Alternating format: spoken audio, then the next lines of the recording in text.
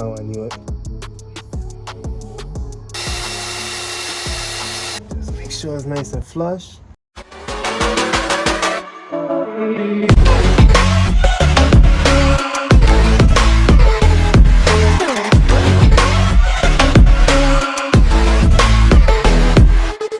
What's up guys, good morning and welcome back to my channel. It's your boy Eddie. Hope you all having a good day today. So in this episode we are at it with the Rust Bucket 350z. Oh great, the fire alarms are going off. I'll be back guys, let's see what's going on out there. Alright guys, so I'm back, everything is okay. So we're back at it with the Rust Bucket 350z as we continue this restoration. So in this episode, we're going to be going over how to replace your crankshaft sensor on your Nissan 350z or Infiniti G35 VQ35DE motor. However, there's a few Z owners. Well, if you live in areas like myself in New York where we have winters, then comes the salt, and of course, corrosion, rust follows that. It makes jobs a little harder sometimes. And I don't know if you guys ever saw that meme where a 5-minute job then turns into an hour job. Yeah, this is that scenario. So while replacing the crankshaft sensor, this is what happened. Oh, I knew it. So in this episode, we're actually going to be adding how to drill, how to tap, and how to insert a helicoil. That way, just in case you're replacing your crankshaft sensor and for whatever reason you come across the same issue, this video will take you through the complete process on how to replace your crankshaft sensor, even if you have to deal with a broken bolt like myself and many other Z's have dealt with. And this would allow you to return back to OEM state. So guys, let's dive into the video. I'm not going to hold you up anymore. If you liked the video and you found it helpful at all, even if it's one tip, definitely give it a big thumbs up. And of course, welcome to my journey and channel. If you're new to the channel, go ahead and smash that subscribe button because we have a lot more DIY and mod content coming your way. And if you're already a subscriber, thank you so much for the ongoing support. Of course, like always, all the products that I use will be linked down below. I actually brought this in for you guys. This here is the set. As you can see, comes with this. You need to get the drill bits. It comes with the coils. It comes with everything that you need. And there's one thing in the video that I mentioned. So right here, let's see if we can focus that. Let's flip it over. Yeah, so if you see right there, that little piece, once you put it in, you got to hit it out. And you're going to hear me do that in the video. I just wanted to show you an up close view because in the video I didn't. But yeah guys, all the products that I use will be linked in the description below to make your life easier. And if you have any questions or comments, don't forget to put them down below in the comment section. And yes, I do respond to my comments, so drop them down below. And follow the bills right here. So guys, without further ado, let's dive into the video and make things happen. Alright, well that's not good. We have oil in there. Alright, so we got some oil in there. It doesn't look good. Let's see what we can do. Oh god. Hopefully this does not snap off. Crossing fingers. Oh god. That doesn't feel good. How I knew it. How I knew it. Unbelievable. Yep. Now I gotta deal with this thing here. Great. Another one. Nothing new. Nothing new at all. There you go.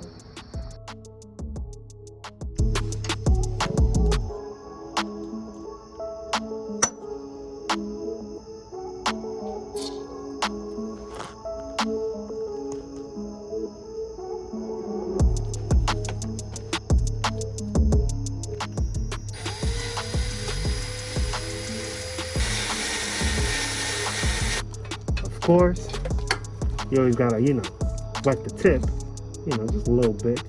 All right, there we go. So let's do this.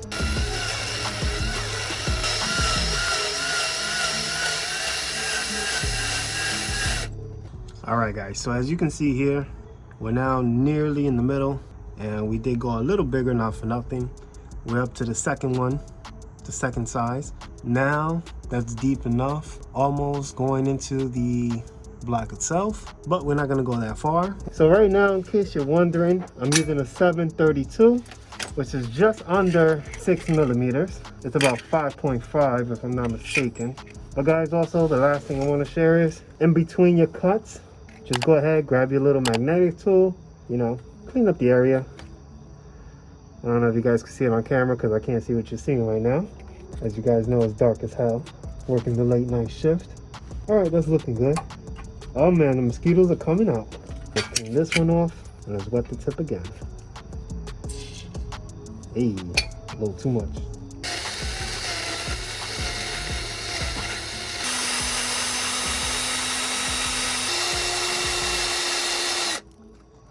Now let's go ahead, take that off, clean it out, see what we're working with.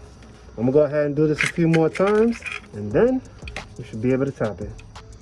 Well, we can't seem to focus this, unfortunately, but this is my thread restorer here. I'm gonna go ahead and now tap it. All right. Now this part is the important part, because this is where you really have to center it, because otherwise you're gonna have a crooked screw, and nobody likes to see that. We like to keep it as OEM as possible all the time. So that fits like a glove. Go ahead. Let's try that right there. I like the way that looks.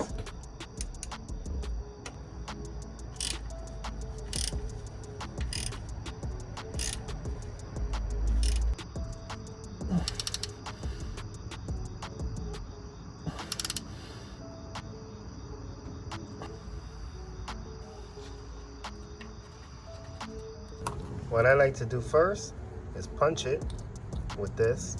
I go ahead and make a nice small incision, that way it's not all over the place. And then I follow up with different sizes. So from this one, I went to this one, and then I went to a 1/4.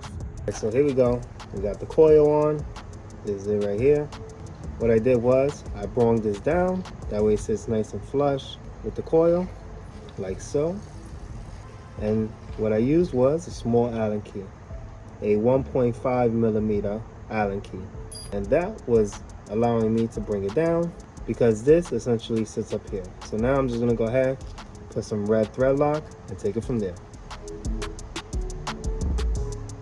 That's all she wrote. All right, so now that that's cleaned out, we're good to go. Just make sure it's nice and flush, even though it'll catch the threads already that's there, but you know, just in case.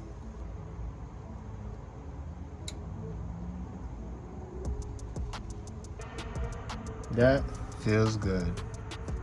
So now let's go ahead, let's tap that out in there. Let's see here.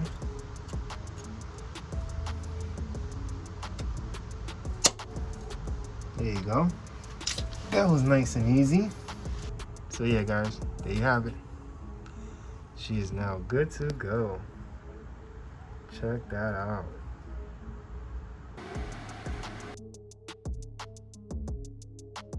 So let's go ahead, insert our crank sensor. There you go, perfect. I ended up going with a stainless steel bolt, M6 1.0, and a little washer to go with the baby. So now we can put her in, nice and neat. All right, take a look at that. Ah, that's so beautiful. All right, so let's torque that down. All right guys, so now I'm going ahead and torquing it real quick. I'm gonna clean up the contacts one at a time.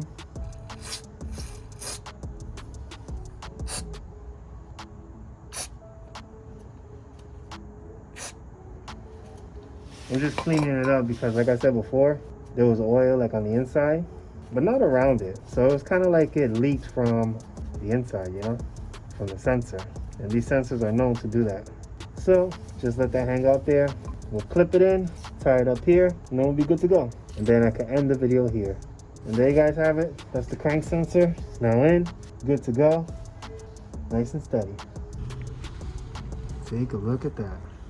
Look how nice and flush that is. Alright guys, and I hope you enjoyed the video. Like I mentioned before, if you found this video helpful, definitely give it a big thumbs up. If you're new to the channel, go ahead and smash that subscribe button, because yes, we got a lot more DIY and mod content coming your way. And I'll see you in the next video. Like always, think for the future, enjoy your present, and don't focus too much on the past. Peace.